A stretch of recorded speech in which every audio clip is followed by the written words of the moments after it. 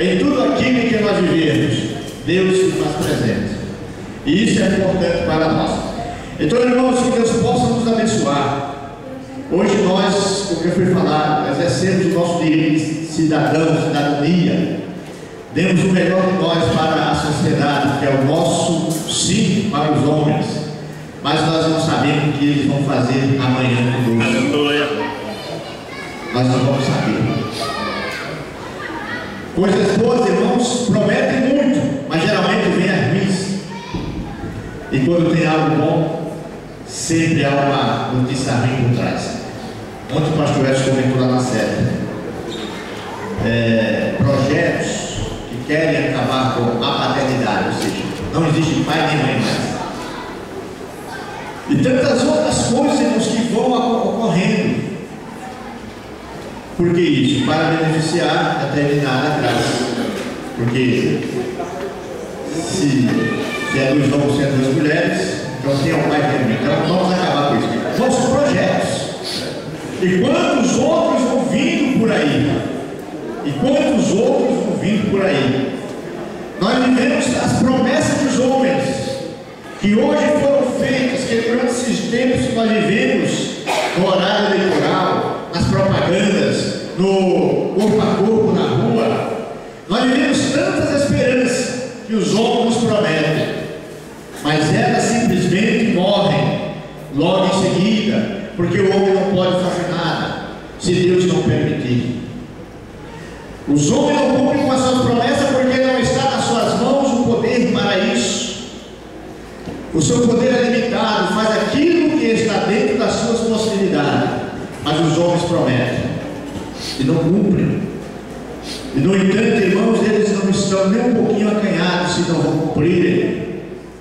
Eles não estão nem um pouquinho preocupados se depois de tudo isso eles vão ter condição ou não de cumprir as suas promessas. Mas nós servimos um Deus que é poderoso, um Deus que nos prometeu a vida eterna, um Deus que nos prometeu a alegria, um Deus que nos prometeu a paz, vivemos em união, vivemos no seu amor, e essa promessa não falha.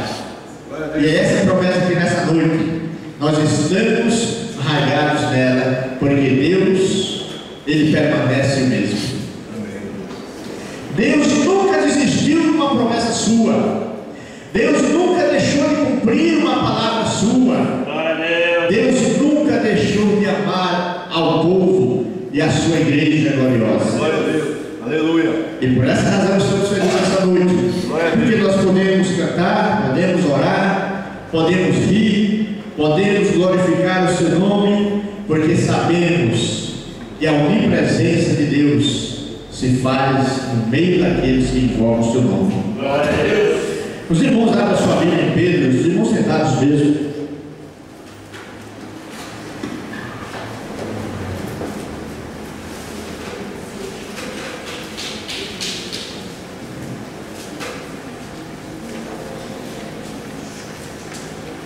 Pedro capítulo 1, versículo 3.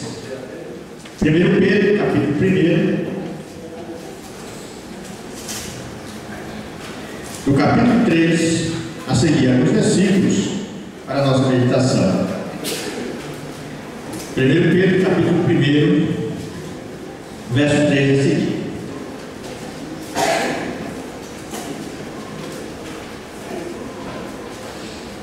É uma palavra, irmãos, bastante conhecida, mas se nós atentarmos para a mensagem, nós vamos descobrir que ela é gloriosa. Esse dia eu estava ouvindo o hino no carro, e a gente fica ouvindo o hino, e muitas vezes não presta atenção na letra. E a gente simplesmente fala, olha que bonita a melodia e tal. Mas quando você para pensar na letra, meditar na letra, aí você descobre uma mensagem. E mensagens gloriosas, que nos acalenta, que nos fortalece. É uma questão, irmão, simplesmente de ligarmos aquilo que estamos fazendo.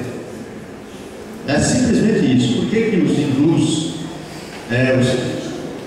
e tantas outras religiões elas chegam a uma situação de transe?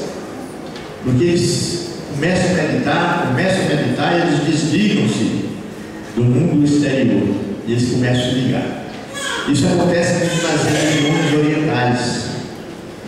E está faltando muito isso na vida cristã do crente, do cultuar. Glória a Deus. Tem faltado muito isso.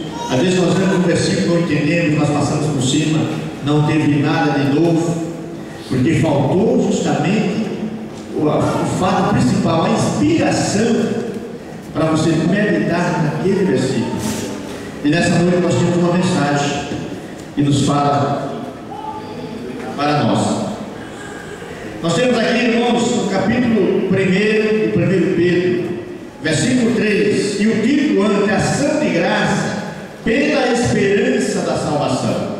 Pela esperança da salvação, nos diz: bendito seja o Deus e Pai do nosso Senhor Jesus Cristo, que segundo a sua misericórdia nos gerou de novo para uma viva esperança pela ressurreição de Jesus Cristo dentre os mortos, para uma herança incorruptível, incontaminável e que se não pode murchar, guardada nos céus para vós, que mediante a fé estáis guardados na virtude de Deus, para a salvação já prestes, para se revelar no último tempo, em que vós grandemente vos alegrais ainda, que agora importa, sendo necessário que estejais por um pouco contristados com várias tentações, para que a prova da vossa fé, muito mais preciosa do que o ouro que perece e é aprovado pelo fogo, se ache louvor e honra e glória na revelação de Jesus Cristo, ao qual não havendo visto a mais, no qual não vendo agora, mas crendo, vos alegrais no gozo inefável e glorioso, alcançando o fim da vossa fé e a salvação da alma. Até o verso 9, amém? Glória a Deus. Graças a Deus, irmãos, por essa palavra maravilhosa. Nós encontramos, irmãos, aqui nesse primeiro versículo, o apóstolo dizendo: olha, bendito seja Deus, Pai do nosso Senhor Jesus Cristo, que segundo a sua misericórdia nos gerou de novo. Por que, irmãos, ele fala nos gerou de novo? Deus criou o homem à sua imagem, Deus o santificou, Deus o colocou na sua presença, Deus deu a ele algumas atribuições para que ele exercesse, porque Deus não quer ninguém desocupado. Como já perceberam? Que Deus não quer ninguém desocupado. Deus não procura ninguém desocupado.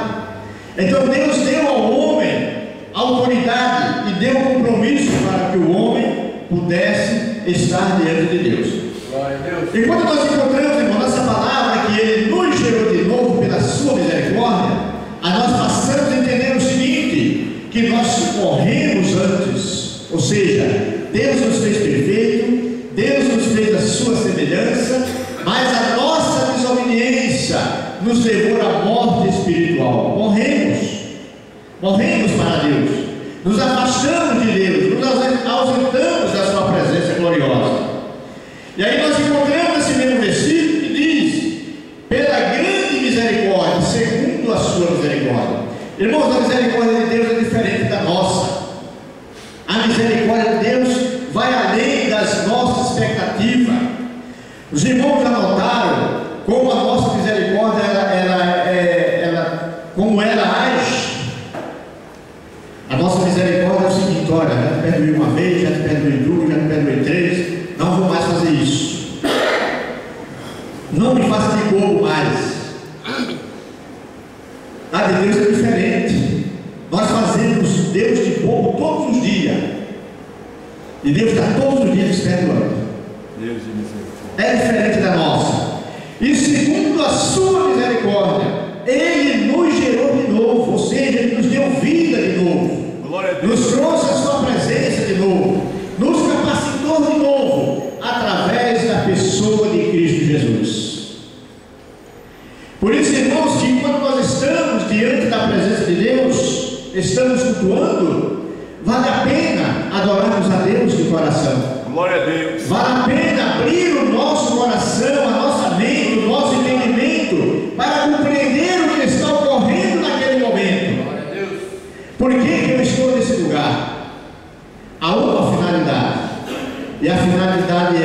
adorar ao Senhor. A finalidade é agradecer a Deus. A nossa maior finalidade é dizer: olha, Senhor, tu de novo me deste vida, porque eu estava morto. Aleluia. Mas outra vez tu me concedeste a vida, e eu posso estar agora mais uma vez na tua presença gloriosa. Glória a Deus. E por isso eu devo adorar-te. Por essa razão eu devo louvar a teu nome. Eu devo ser grato a ti, porque pela tua misericórdia tu tens compadecido de mim. Glória a Deus. E essa misericórdia, irmão de Deus, ela se estende de geração em geração. Aleluia. Ela não tem fim, ela não tem limite. Não existe barreira para que ela possa se esbarrar. Ela continua em nossas vidas. E a razão de a igreja do Senhor ser uma igreja triunfante é porque a misericórdia de Deus está sempre permanente em nossas vidas. Glória a Deus. Nós vemos pessoas dizer: olha, se eu merecer, se fulano merecer, se alguém merecer, irmãos, ninguém merece nada. Ninguém merece nada. É, Jesus. Ontem a mensagem falou disso lá na igreja. Não vamos preocupar-nos com as pessoas, com o que elas fazem, porque nós também não merecemos nada. Mas é Deus que nos acolhe, é Deus que nos chama, é Deus que nos capacita, é Deus que nos ama. E Ele diz: olha, eu continuo sendo teu pai, e você continua sendo meu filho, mesmo você sendo desobediente, eu continuo te amando. Glória a Deus. Por quê, irmão? Porque o papel de Cristo é resgatar o ser humano. A sua finalidade, a sua misericórdia é justamente para isso, para que a humanidade não pereça, para que os homens não pereçam, mas que elas possam encontrar a oportunidade de dizer: olha, eu quero a minha vida sendo liberta. E nós também nos incluímos nisso. Porque se falar nessa noite: olha, quem é liberto, que todos nós, irmãos, vamos levantar as nossas mãos, porque nós aceitamos a Cristo como Senhor. Mas essa libertação é um processo, dia após dia, e nós precisamos dela dia após dia, para que venhamos chegarmos até o fim da nossa jornada. Porque, irmãos, caso contrário, nós perecemos, nós desistimos e olhamos para trás. A Bíblia diz que Deus não se agrada daqueles que retornam, daqueles que voltam, daqueles que param a sua caminhada. Hoje eu fui voltar e encontrei uma irmãzinha trabalhando como fiscal não, ajudante. E o filho me apresentou: olha, aqui é minha mãe, está desviada há muitos anos. E ela disse: olha, eu estou desviada, mas Deus está me ouvindo. É claro que Deus te ouve, mas se apresse em ir para a igreja, se apresse servir a Deus. E eu fiquei pensando: uma pessoa com uma idade bastante avançada, está esperando mais o que, irmãos? Meu Deus. Está esperando mais o que? Só existe agora um caminho, como diz o ditado: olha, cuide da alma agora, porque o resto já foi. Não é isso? A gente olhando para pessoas jovens, ainda tem assim: olha, mas é muito jovem, então tem a dificuldade, né? Mas nós temos pessoas com 80 anos, 70 anos, desviadas. Tem que cuidar da alma agora, porque não tem mais, irmãos. Não tem mais o que desfrutar dessa vida. Porque as pessoas estão aprisionadas pelo medo, estão aprisionadas pelo que vê ocorrer. Então, irmãos, a única saída é estar nos pés do Senhor. Glória a Deus. É a única saída. E ela dizia: não, continue, ore, porque tá bom, vamos orar, mas procure uma igreja, procure a igreja.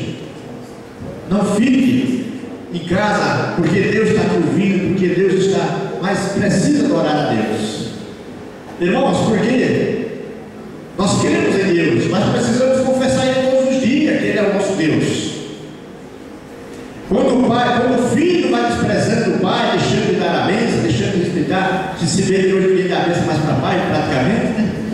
Mas vai desprezando o nosso costume, vai perdendo a identidade que ele tem com o seu pai. Assim é o cristão, assim é o homem que serve a Deus. Por isso que Pedro diz que nós fomos nascidos de E se precisarmos, irmão, nascer de novo, temos que nascer. Se precisarmos levantar a nossa mão de novo, temos que levantar. Não faz vergonha. Olha, aceita Jesus de novo, aceita sim. Isso é interessante, irmãos. Isso é interessante, porque você trabalha todos os dias para que não venhamos perecer. E ainda nos encontramos aqui, pela misericórdia, nos gerou de novo para uma viva esperança, pela ressurreição de Jesus Cristo dentre os mortos. Irmãos, uma viva esperança. Por que o apóstolo fala de viva esperança? Porque existem muitas esperanças mortas, existem muitas esperanças desfeitas, esperanças que foram jogadas por terra, pessoas que dizem: olha, não existe mais jeito, não existe mais nenhuma solução, perderam a esperança de adorar a Deus, perderam a esperança de que o seu futuro é melhor do que o que eu vivo hoje. Por isso que o apóstolo diz: para uma viva esperança. Se nós vivemos uma esperança viva, irmãos, nós vivemos uma vida de consolo, de conforto perante Deus. Se nós vivemos a esperança morta, a esperança, será que vai? Será que é isso? Nós vivemos desiludido, uma fé desiludida. E quantos crentes desiludidos não tem hoje? Quantos crentes estão desiludidos? Desiludido espiritualmente, desiludido materialmente, desiludido com o irmão, desiludido com o vizinho, desiludido com o seu emprego, com o seu salário, com o seu pastor, com os irmãos que estão na igreja, desiludido de tudo. E por fim, desiludido com Cristo, porque está dizendo: por que Cristo não faz alguma coisa? Por que Deus não faz alguma coisa? Então temos que viver uma esperança nova, a esperança da vida, a esperança de que nós fomos resgatados por Cristo, uma esperança através da morte de Cristo para uma vida de gozo, uma vida de alegria, uma vida que nos traz satisfação. Porque a nossa vida, irmãos, é passageira. Hoje passou a reportagem de um homem talvez mais velho do mundo, 128 anos, lá no Pará. Nasceu em 1880 e pouco, 4.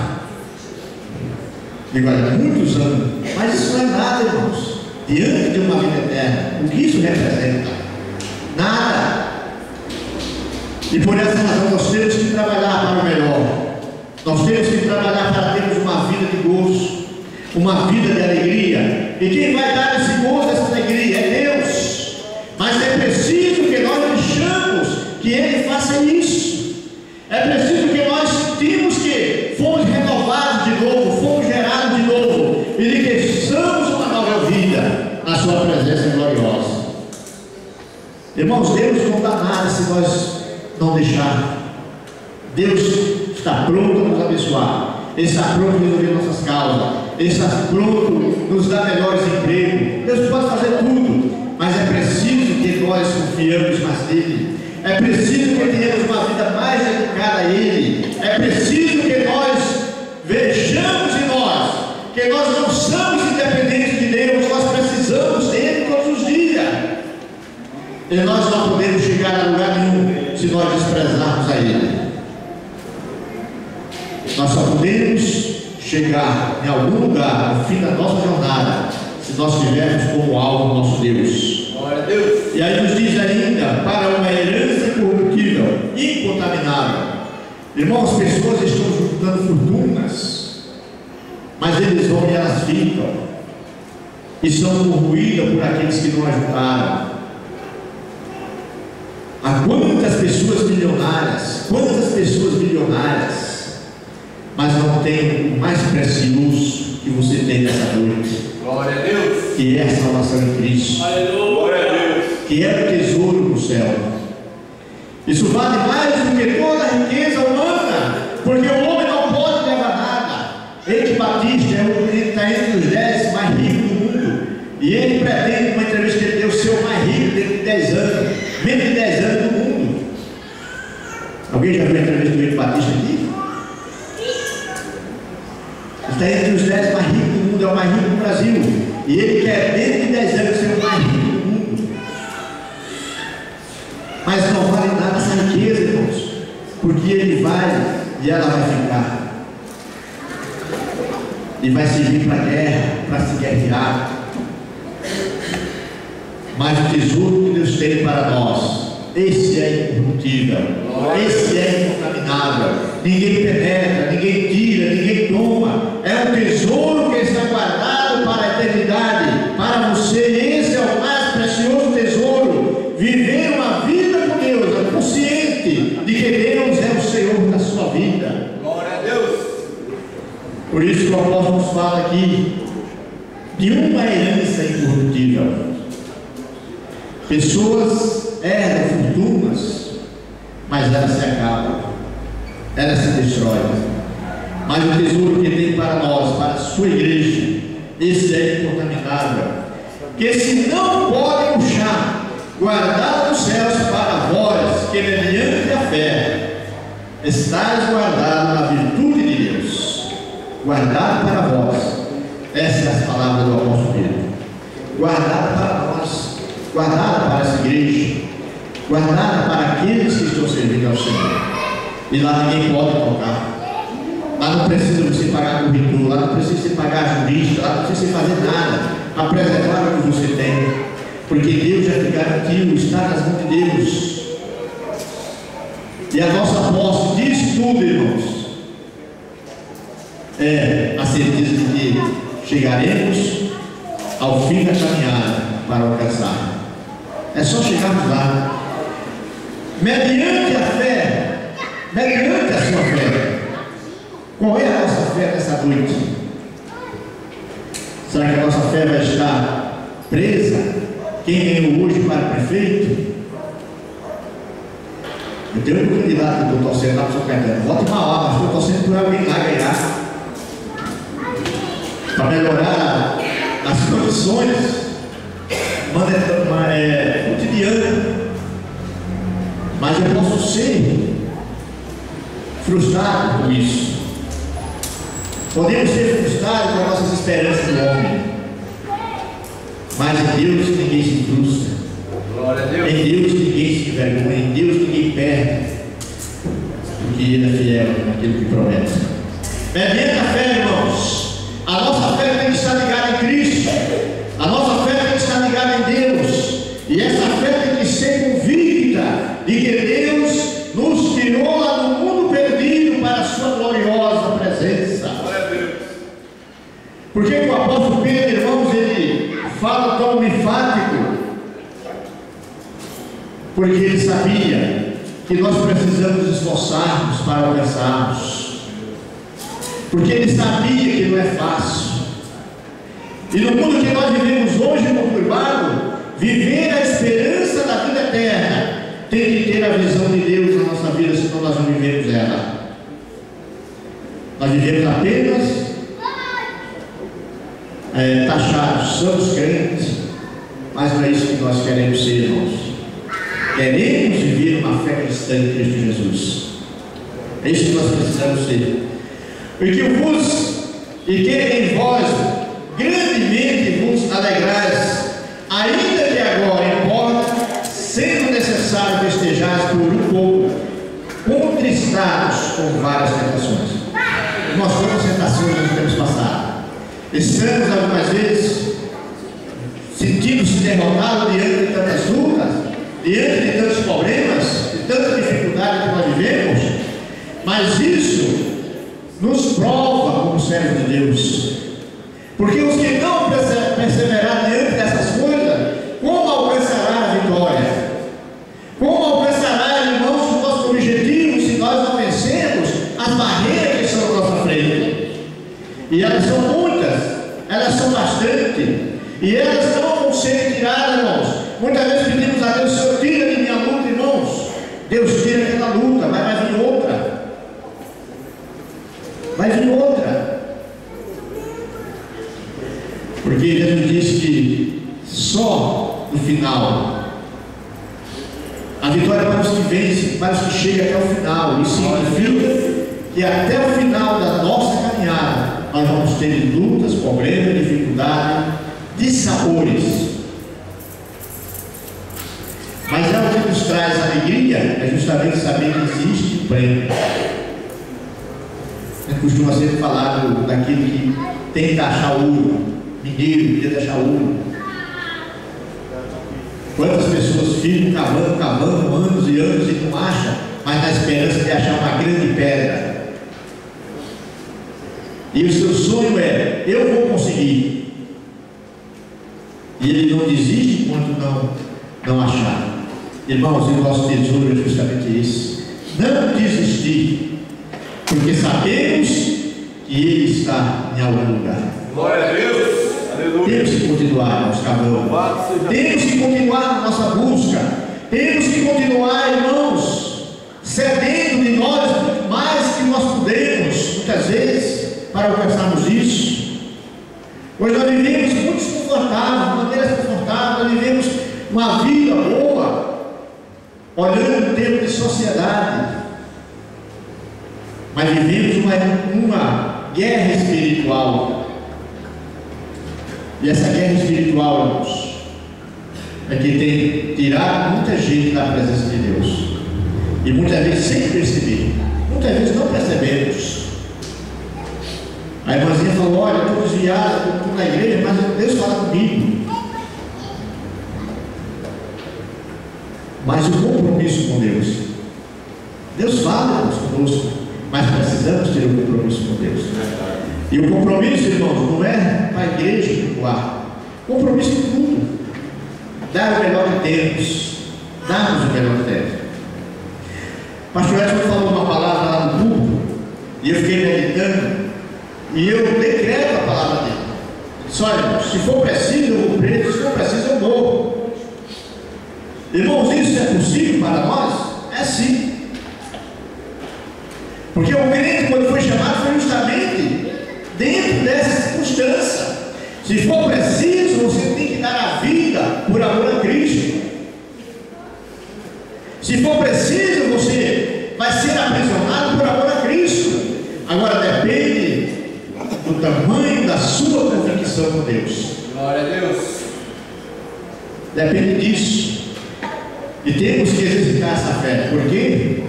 Porque da maneira que nós vivemos, podemos chegar a isso. Podemos chegar a isso. Basta hoje você explicar alguns critérios na vida, nas leis do país, que você já pode passar por isso. Mas eu estou preparado para isso? Eu estou pronto por isso?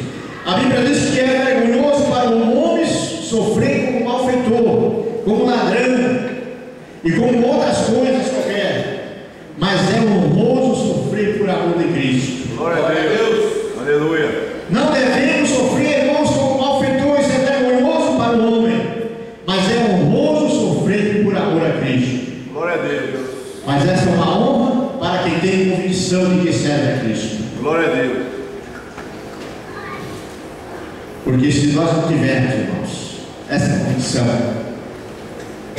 a nossa recompensa também ela não virá. Ela não virá. Então nessa noite Deus possa nos abençoar, que o nome de Cristo seja glorificado. Amém. Que Ele possa estar cada dia nos fortalecendo, e que não venhamos desistir. No versículo 9, para encerrarmos: alcançando o fim da vossa fé, a salvação da alma. No versículo 8, para dar complementação: a qual não havendo visto a mais, no qual não vendo agora, mas crendo, vos alegrais com gozo inefável e glorioso. Glória a Deus. O que é o gozo inefável?